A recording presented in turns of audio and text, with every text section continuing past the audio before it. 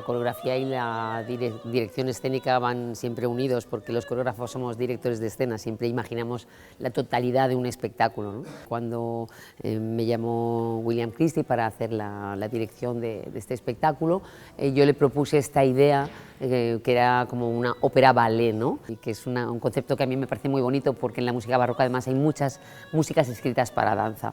Una idea global de que toda la obra fuera bailada de alguna manera. Lo que sí es importante para mí es que hay como varios lenguajes paralelos durante la obra. Está la música, por supuesto, que la he puesto en el escenario porque a mí me gusta ver la música. Luego están los cantantes y el coro. Ellos cuentan la historia, la parte, digamos, narrativa de la historia. Ellos interpretan a los personajes, pero hemos hecho unos personajes que no interpretan de manera teatral, sino que la interpretación y la narración está realmente en la emoción de la voz, ¿no? Y luego están los bailarines que están narrando no la historia, sino las emociones que sienten los personajes. Por eso hay varios niveles.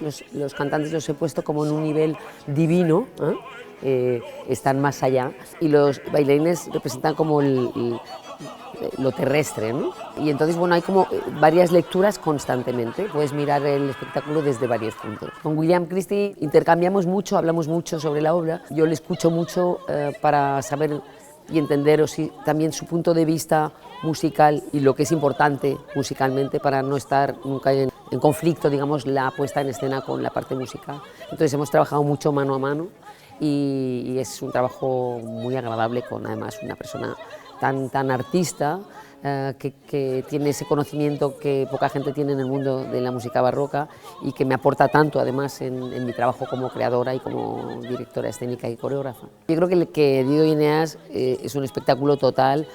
Creo que no se debe de venir con la idea solo de voy a ver una ópera, en el sentido purista, porque no lo es, va más allá, ¿no?, que la pura representación operística, esas diferentes lecturas de la obra y el aporte de lo que es la danza, que para mí enriquece. Es como en una orquesta cada instrumento cuenta su historia y juntos cuentan la historia global.